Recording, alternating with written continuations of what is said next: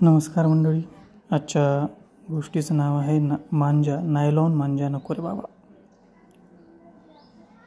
बंटी धावत धावत काहीसा वैतागतच घरात आला.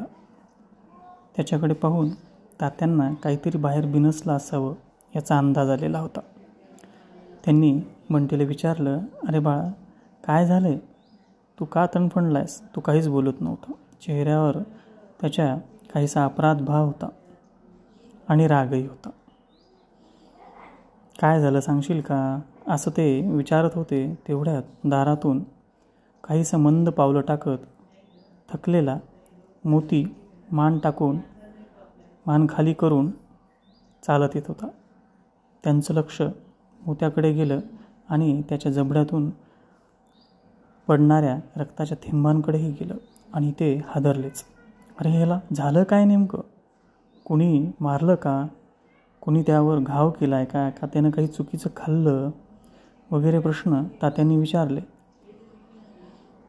पण हा म्हणजे बंटी एक क्षण काहीच बोलला नाही आणि दुसऱ्या क्षणी म्हणायला लागला, तात्या, माझं चुकलं, पण तुम्ही बाबांना सांगणार नसेल तरच मी सांगतो काय झालं. अरे काय झालं? अरे तुम्ही गच्चीवर मकर संक्रांतीच्या निमित्तानं पतंग उडवायला गेला होतात की नाही?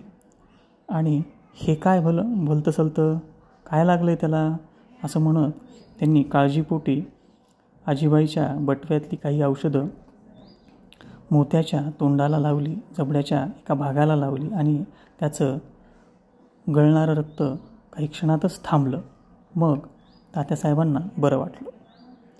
तात्यांनी त्याला जवळ घेतलं मोत्याला आणि त्याच्या अगदी डोक्यापासून पाठीवर प्रेमानं हात फिरवला. मोती थोडासा शांत बसला. मग सुरू झालं तात्यांनी बंटीला बोलणं. अर्थातच त्यांनी सुरुवात केली, काय झालं, नक्की काय झालं, मला सगळं खरं खरं सांग आता, नाहीतर बघ, असं म्हणताच बंटी बोलू लागला. तात्या, आता आम्ही वर गेलो होतो की नाही गच्चीवर, तर मी पतंग उडवत होतो. माझा पतंग छान उडवत होता. माझं सगळं लक्ष पतंगात होतं. मोत्याच्या समोरच्या दोन्ही पायांमध्ये चक्री होती. आम्ही मस्त उडवत होतो. मोतीही खुश होता, मीही खुश होतो. आणि मस्त सूर लावलेला असताना समोरच्या बिल्डिंगवर माझा वर्गमित्र दिसला. त्यानं तिथूनच ओरडून मला चॅलेंज दिलं, अरे बंटी, मी तुझा पतंग अगदी 10 मिनिटात आत्ता कापतो. माझ्या लक्षात आलेलं होतं. मग मी त्याला म्हटलो, अरे थोडं थांब, मला पण 5 मिनिट दे, मी पण तयार होतो तुझ्या चॅलेंजसाठी. मग काय, मी शेजारच्या चिकूला रिक्वेस्ट केली आणि त्याच्याकडून नायलॉनचा मांजा घेतला. ऐका ना तुम्ही आधी. घेतला आणि मग त्या दोऱ्यानं, त्या नायलॉननं, त्या मांज्यानं मी काही मिनिटातच माझ्या त्या मित्राचा पतंग कापला. सगळे समोरच्या बिल्डिंगमधले लोक टाळ्या वाजवायला लागले, माझं कौतुक करायला लागले. मला तर अगदीच आनंद झाला. वा, कशी जिरवली, असं म्हणून मी त्याच्याकडे पाहत होतो. एवढ्यामध्ये माझ्या पतंगाला आकाशामध्ये आणखी काही पतंगांनी घेरलं. अर्थातच ते कुठून आलेले होते मला तिथून समजायला मार्ग नव्हता, पण त्यांनी मला घेरल्यामुळं मला त्यांच्या चक्रव्यूहातून बाहेर पडायचं होतं. कट्टमकाठी सुरू झालेली होती. त्यांचेही बहुतेक नायलॉन मांजेच होते. पतंग काही कटत नव्हता, त्यांचाही नाही, माझाही नाही. बराच वेळ काटमकाठी सुरू झाली. एवढ्यामध्ये काय झालं, माझ्या अंगाभोवती नायलॉनचा मांजा गुरफटला गेला. मी त्या गुंत्यामध्ये अडकलो. त्यामागं मोत्याच्या हे लक्षात आलं. मोती माझ्या मागून आला आणि त्यानं माझ्या पायात अडकलेला मांजा त्याच्या जबड्यानं तोडला. ते तोडण्यामध्ये त्याच्या काही मधल्या भागाला तो घासला गेला आणि त्याचं रक्त भळभळ निघायला लागलं. त्याचं ते भळभळतं रक्त पाहून मला कसंच झालं. मला चक्कर आल्यासारखं झालं. मी सोडून दिलं. अगदी मी त्याला म्हणलो, चल मोती, चल आता आपण घरी जाऊयात, काहीतरी मलमपट्टी करू. असं म्हणून मी तिथून ताडताड खाली आलो आणि थेट मग घरात येऊन बसलो. मला खरंच गिल्टी वाटतं. आबा, माझी चूक झाली, मी असं करायला नको होतं. अहो, झालं बोलून तुझं? हो ना, आता नाही करणार ना. अरे आता वेळ निघून गेली बाळा. किती तुला सांगितलं होतं, बाळाला बजावून सांगितलं होतं की बंटीला नायलॉनचा मांजा किंवा कुठलाच मांजा जो घातक आहे, त्रासदायक आहे, तो आणून देऊ नको. पतंगाची मजा घ्या. इतरांना त्यापासून त्रास होईल असं वागू नका रे. तुला माहिती आहे ना, माहिती आहे ना तुला शहरामध्ये काय झालं आहे. आपण किती बातम्या वाचतोय. अरे दुचाकीस्वार जे असतात ते भरधाव रस्त्यानं जात असतात. त्यांना माहीत नसते पतंग कुठला कटला आहे, कापाकापी झाली, काटमकाटी झाली. ते त्यांचे जात असतात सहजपणे आणि त्यांना त्या वेगामध्ये हवेत असलेला तरंगणारा किंवा अडकलेला मांजा, नायलॉनचा मांजा दिसत नाही, सहजासहजी दिसत नाही.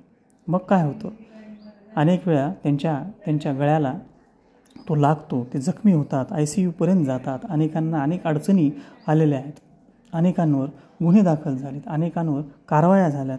असं सगळं होत असतानाही आपण याच्या मागे लागलेलो आहोत. हा कसला असुरी आनंद घेतो आहे आपण. आबा आबा आबा पुन्हा सुरू झालं. अहो नाही करणार मी आता यापुढं असं काही. हो बाळा, आता करणार नाहीस, पण वेळ तर निघून गेली आहे. आपल्या लाडक्या मोत्याला लागलेला आहे की नाही, तो जखमी झाला की नाही, त्यापासून आता आपली सुटका आहे का, त्याला 2-3 दिवस आता आराम करावा लागेल की नाही, तो तुझ्यासोबत खेळेल का, हा पहिला विचार कर. कारण तो आता जखमी आहे, त्याला वेदना होत असतील आत. आपल्याला जसं लागल्यानंतर होतात तसं त्याला होणार नाहीत का. तो मुका जीव आहे, त्याला काही समजत नाही अशी आपली भावना आहे, पण त्याला सगळं समजतं. तो आल्यानंतर त्यानं माझ्याकडे तो गुपचूप आला, पण त्यानं त्याच्या वागण्यातून काही तक्रार दिसली का, काहीच दिसली नाही. त्यानं ते स्वतःहून केलेलं होतं.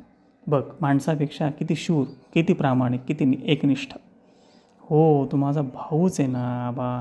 अरे मग तुझ्या भावाला लागलं की नाही, मग तुला कसं होत असेल.